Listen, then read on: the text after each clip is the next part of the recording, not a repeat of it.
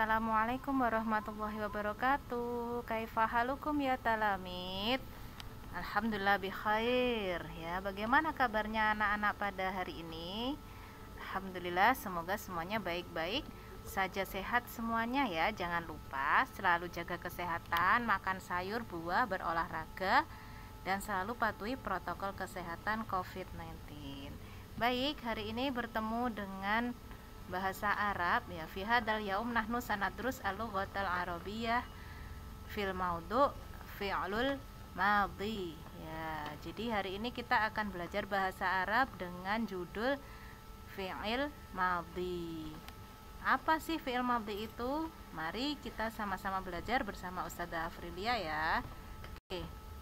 Yang pertama, pengertian fi'il madhi. Apa itu fi'il madhi? Fi'il madhi itu kata kerja lampau, Nak. Maksudnya, kata kerja yang digunakan untuk menjelaskan suatu kegiatan yang telah dilakukan.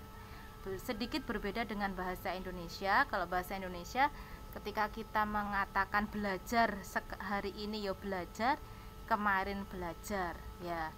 Tapi kalau bahasa Arab ada sedikit perbedaan ya. Tidak sama-sama belajar. Kalau kemarin ada sedikit perbedaannya ya. Jadi biasanya dalam kalimat akan ditandai dengan kata tadi, kemarin, atau yang lalu ya, seperti itu. Jadi misalkan minggu lalu, tahun lalu, dan sebagainya. Baik, berikutnya bentuk fi'il madhi itu berbeda-beda sesuai dengan pelakunya atau fa'ilnya ya. Tiap-tiap fa'il nanti memiliki ciri-ciri fi'il madhi tersendiri ya. Macam-macam fa'il atau pelaku itu sesuai dengan 14 domir atau kata ganti yang sudah kita pelajari di awal pertemuan dulu, yang Ustazah minta kalian mencatat 14 domir beserta artinya. Silahkan dibuka dan dipelajari kembali catatannya ya, untuk mengingat-ingat. Baik, sekarang kita masuk untuk kata ganti yang pertama, yaitu kata ganti huwa ya, domir orang ketiga huwa. Ciri-ciri fi'il madhinya apa? Ternyata ciri-ciri fi'il madhinya tersembunyi, sehingga pada kata kerja tidak nampak ada ciri-ciri fi'il madhi. Contohnya seperti ini, Nak. Telah menulis, kataba. Jadi ya utuh kataba, nggak ada ciri-ciri apapun ya. Kata kerja kataba, menulis ya. Jadi kalau dalam kalimat misalnya seperti ini, kataba Zaidan al-qissata fil barihah. Jadi Zidan telah menulis cerita semalam. Jadi seperti itu ya. Oke, untuk susunan bahasa Arab urutannya seperti itu ya. Jadi kata kerja dulu, fi'il dulu, diikuti fa'il, pelaku, baru objek, baru keterangan. Oke. Yang kedua adalah kata ganti huma. Jadi mereka berdua untuk mudzakkar ya, mudzakkar untuk laki-laki. Ciri-ciri fi'il madhinya untuk dhamir huma itu adanya tambahan huruf alif pada akhir kata kerja ya. Jadi seperti contoh ini, fi'il ya, fi'ilnya kataba tadi ya, telah menulis, ditambahi alif, nah menjadi kataba ya. Seperti itu ya, Nak ya. Jadi ini ada tambahan di sini.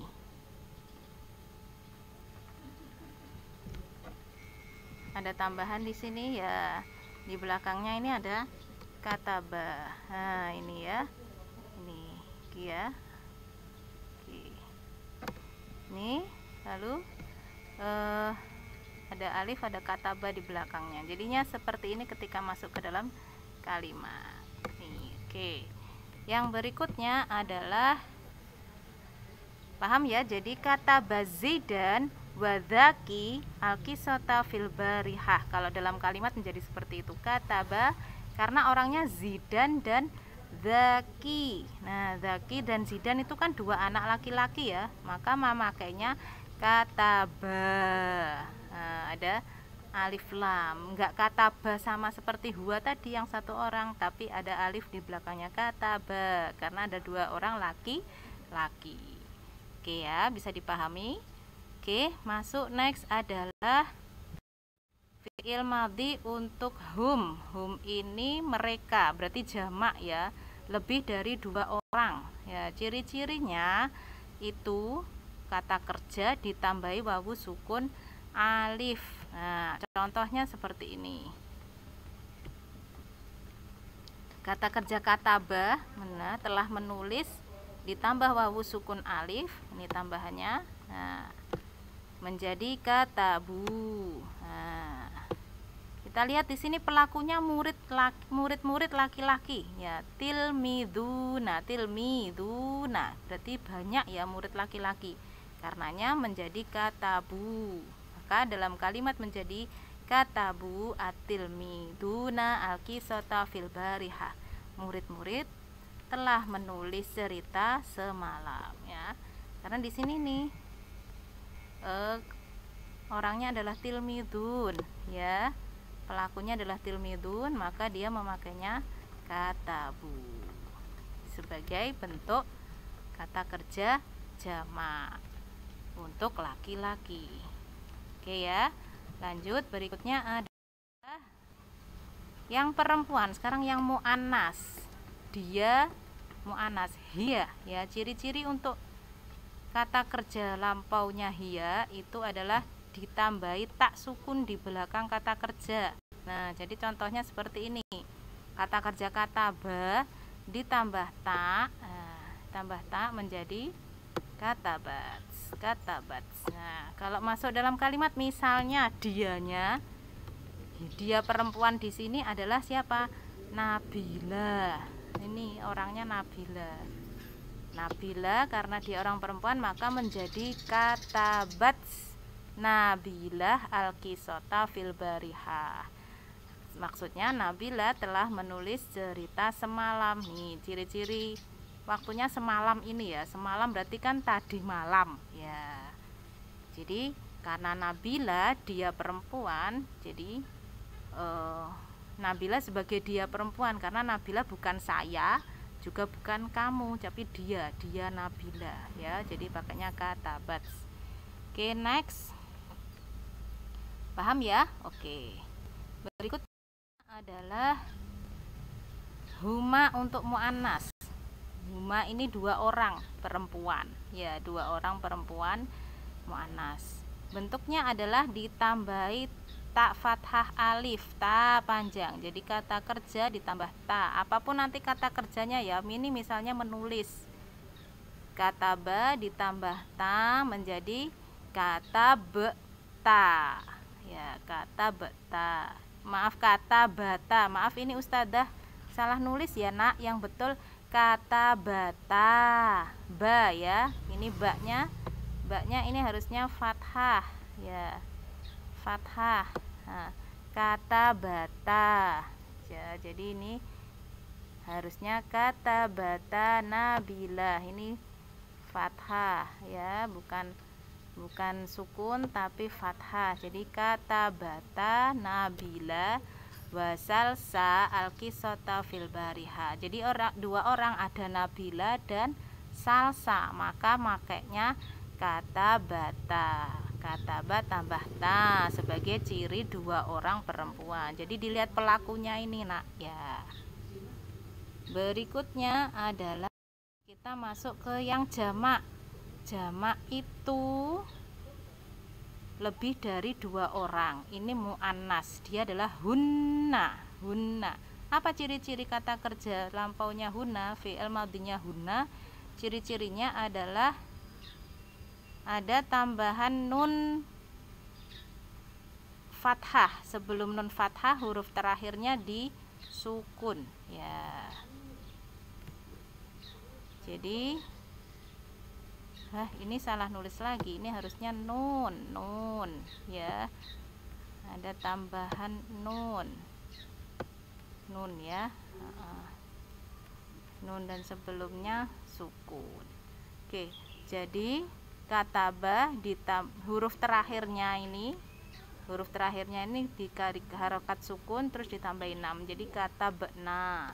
Jadi nanti kalau misalkan kata kerja yang lain apa ya, jalasa telah duduk, maka menjadi jalasa ditambah huruf terakhir disukun ditambah na menjadi jalasna, kata bekna. Jadi seperti itu ya.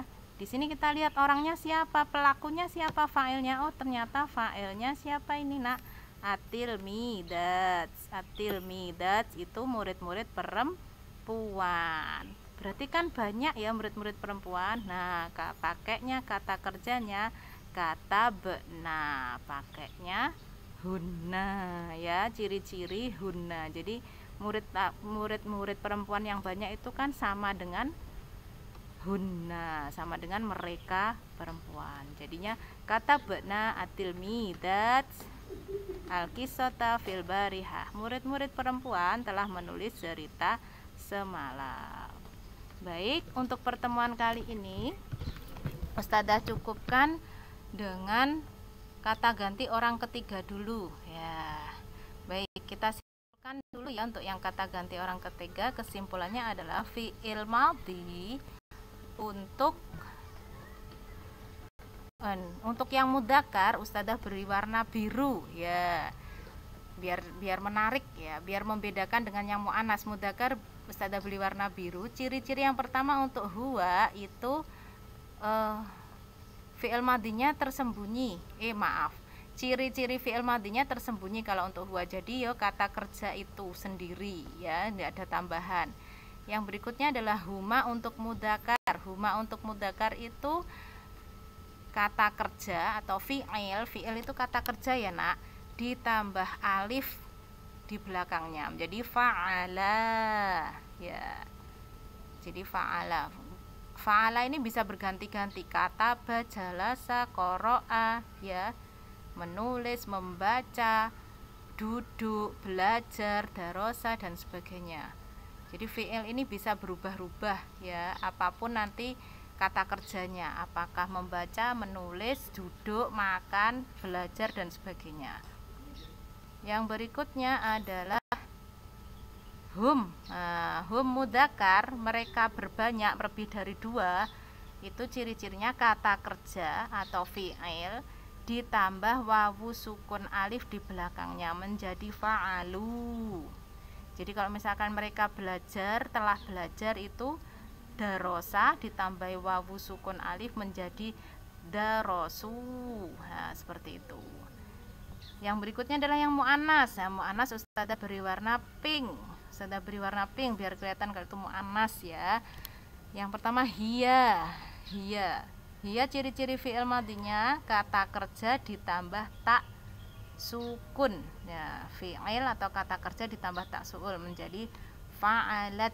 Nah, seperti itu. Jadi kalau misalkan tadi kataba menjadi katabat, kalau qara'a berarti nanti membaca menjadi qara'at dan seterusnya ya. Berikutnya adalah huma. Huma untuk mu'annas itu tambahannya setelah kata kerja adalah tak fathah alif. Jadinya fa'alata. Jadi kalau misalkan tadi dari telah menulis kataba ditambah ta menjadi katabata. Kalau qara'a berarti qara'ata, seperti itu. Tergantung kata kerjanya apa ya. Yang berikutnya adalah yang jamak atau lebih dari 2 orang yaitu hunna. Ciri-cirinya adalah kata kerja ditambah huruf terakhirnya dari kata kerja itu disukun tambahin nun fathah ya. Jadi seperti itu menjadi fa'al. Nah, huruf terakhir dari kata kerja disukun. Jadi misalkan tadi kata ba, huruf terakhirnya kan ba tambahin na, berarti nanti huruf terakhirnya ba itu disukun tambahin na menjadi kata be. Nah, kalau membaca Ustadzah membaca qara'a, huruf terakhirnya hamzah, berarti hamzahnya disukun tambahin na menjadi qara'. Nah, dan selanjutnya. Itu kesimpulan pembelajaran hari ini. Silahkan diputar berulang-ulang, dipelajari, dipahami penjelasan dari Ustadzah ya. Baik, ini disebut mind mapping ya, Nak ya. Alhamdulillah, terima kasih. Baik, Ustadzah memberi tugas untuk kalian menyalin atau menulis kembali halaman mind mapping yang tadi ya, yang ada panah-panahnya. Silahkan nanti dihias, dikasih gambar-gambar bebas atau dikasih warna-warni bebas. Yang penting mind mappingnya menarik sehingga kalian semangat untuk belajar ya. dan mudah untuk dipahami. Setelah itu pelajari dan jangan lupa difoto hasil mind mapping buatan kalian dan diposting di tugas kelas ya, jangan di forum. Ustazah tunggu. Terima kasih.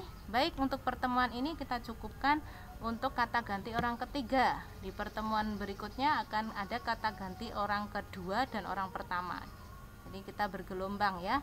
Jadi seperti itu dari Ustazah. Mohon maaf atas segala kekurangan. Selamat belajar. Semoga Allah memudahkan. Wassalamualaikum warahmatullahi wabarakatuh.